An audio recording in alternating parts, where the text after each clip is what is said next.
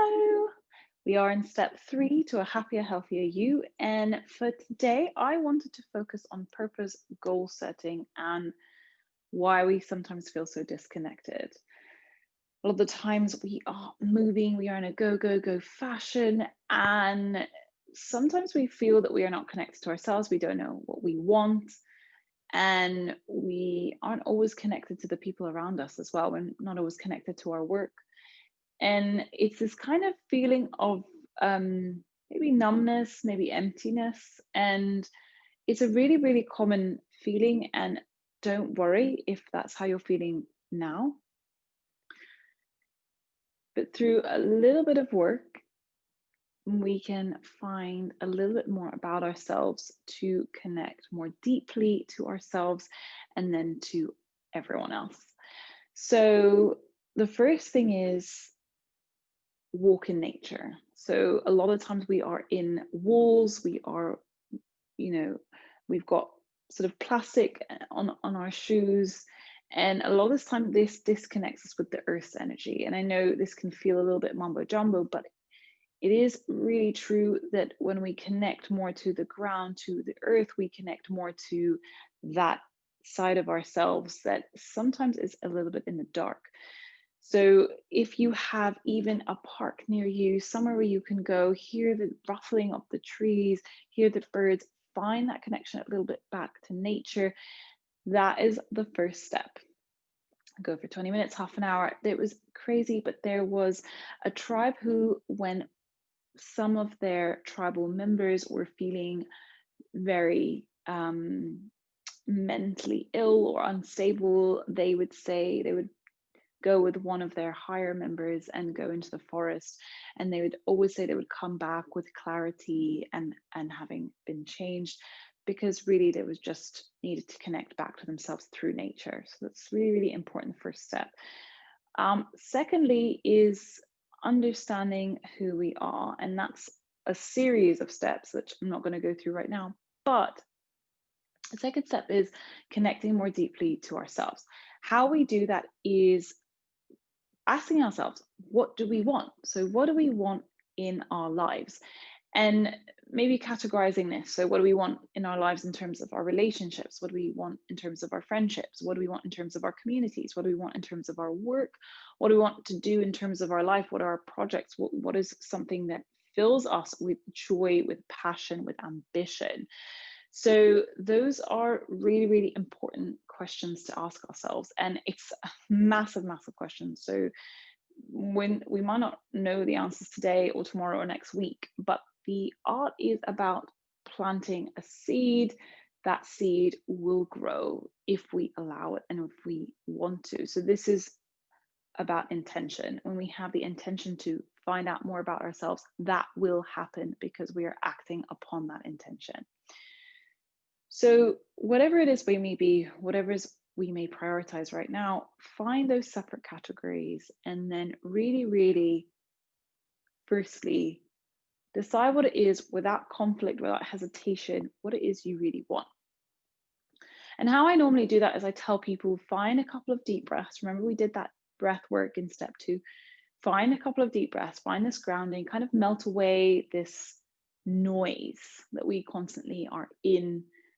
And when we're in the noise, it's hard to know what we want, what our desires, and what society's, cultures, our families. And so we kind of come away from that and be able to sit in a space that's us.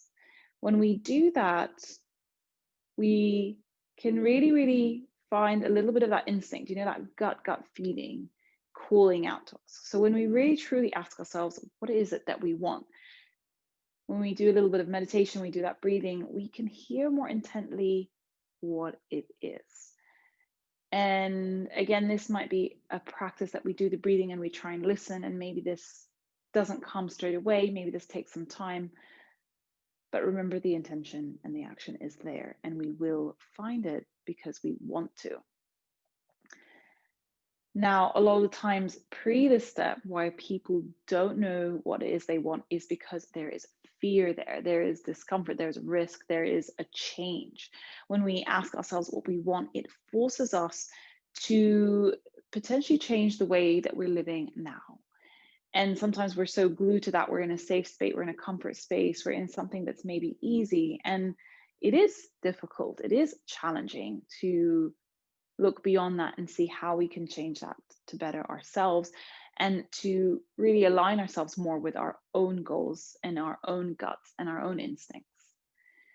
So that is also a little bit of work there. And it's just something to note of, to be honest with yourself about. And again, taking massive pat on, giving yourself really a massive pat on the back for even taking this space to ask yourself what it is that you want. So when we ask ourselves that, write down or draw or do what comes naturally to you. Find, let's say we pick our work. So we put that work, we put a spider diagram, we draw what it is we want out of a work. And more we come into tune with what that may be. More and more we can sit with that. And more maybe opportunities that we're not aware of may come our way.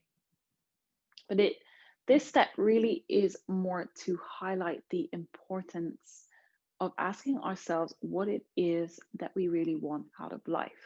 And why? Because a number one, or one of the top 5, 6 to 8 reasons of how we instill positivity in our lives is purpose. As a species, we have always lived with purpose. We are part of a greater picture. You can see this with lots of species, which with every species, and even us in our ancestral times, we generally had a job to do that helped the greater community or greater collective. And now in our independencies, which has been amazing because we've allowed that to be in a judge-free space, in a space that we can mold ourselves in. However, it has also led to loneliness, the lack of doing something for a greater good, and this again, lack of purpose. So for you, for this class, what I want you to do is more think about it. Think about what we talked about today. Think about what it is you want out of your life. Maybe try and get those breathing out. And as we progress in this course, we will go a little bit more deeper into that. We will go tap into a bit more meditation, which will help us align ourselves with our goals a little bit more. But today was about planting the seed, and maybe just get that book out, write some stuff down, and feel into what it is that we want out of our lives in all those categories. And what I really find helpful here, just before I go, is make sure you know what your definition of those categories are. So, for example, I was speaking to someone and she was saying, oh, I just want a job that I like. And maybe I said to her, job is not the right word. Maybe we mix that with purpose, because job is something that we get up for. It's something that we wake up for, something that a lot of us spend 70% of our waking hours doing. So maybe instead of looking into this old mold with job is like, when I think of job, I think of desk, I think of 9 to 5, I think of something I don't really like. And that's personal to me. Maybe it's different for you, but can we redefine what job means to us? Can we redefine what relationships mean to us? Can we redefine what family means to us? Can we redefine what love means to us? Can we redefine what community means to us? And remember, not the dictionary, well, not the consensus of what it is, but what that means for us. Can we redefine those parameters to better ourselves? So if we thought, like I said, love was skewed and maybe we have a different variation of love, can we redefine it? And can we then visualize it to bring more of the kind of love that we need into our lives, the kind of love that benefits us? Hope this helped. Again, this was about planting a seed. We will move into these more and more as we go through the steps. Thank you so much for joining me today. Have a wonderful